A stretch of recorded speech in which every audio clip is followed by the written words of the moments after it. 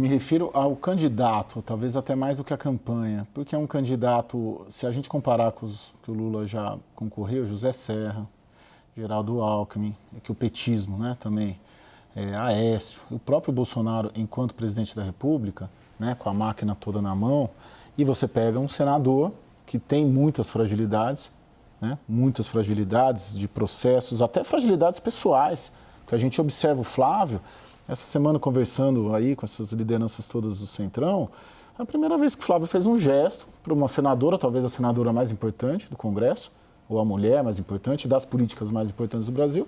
Foi a primeira vez disso até que ele fez um meia-culpa nessa reunião. Ele não se mobiliza, ele não é o pai. Ele não é o pai, porque o pai tem ali toda, né, a aura e tudo mais. E o Flávio, ele tem essas... Ele é um filho, ele é um herdeiro, né, político, tem um sobrenome.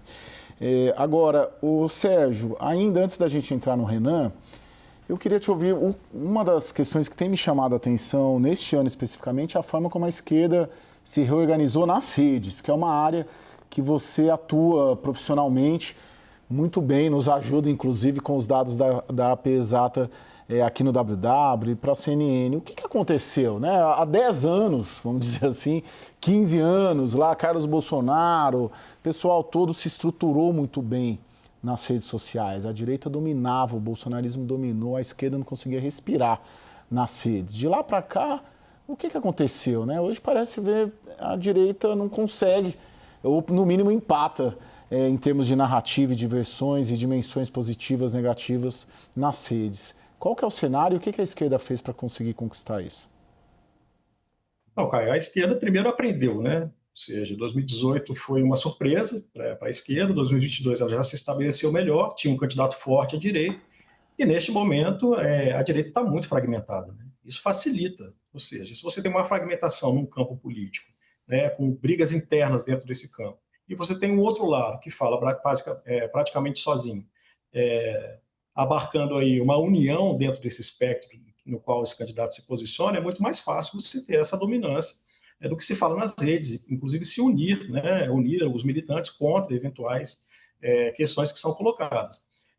E o que eu vejo do Flávio é que, apesar dele abarcar o voto antibolsonarista, o voto antilulista ainda está em dúvida em relação a ele. Há realmente muita reticência se o Flávio seria realmente capaz de vencer o Lula no segundo turno.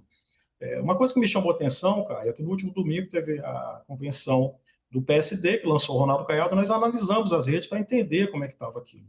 E o Caiado, ele criticou o Lula e o Bolsonaro, ou seja, provocou a militância retrucou, e quando nós olhamos os dados, 35% das pessoas que comentaram essa questão estavam favoráveis ao Caiado. Então, mostra que há um centro aí que está muito em dúvida em relação ao Flávio. Estou te lançando aqui, hein, Caio, quase.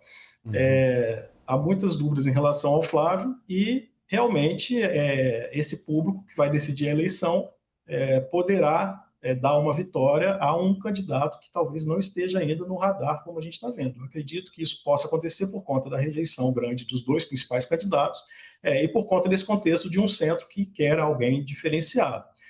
Pode ser que aconteça. A questão vem justamente da possibilidade de organização nas redes. É preciso que candidatos que estejam fora desses polos se organizem um pouco melhor. Eu acho que o Renan já tem uma organização bastante interessante, fez uma pré-campanha de muita visibilidade, chega como uma liderança consolidada na sua convenção e tem feito a diferença com algumas propostas que tem colocado e pautado a população. Então, eu acho que há um caminho para se colocar temas nas redes e as coisas podem se equilibrar daqui para frente, mas realmente essa fragmentação da direita acaba sendo muito prejudicial para esse campo político.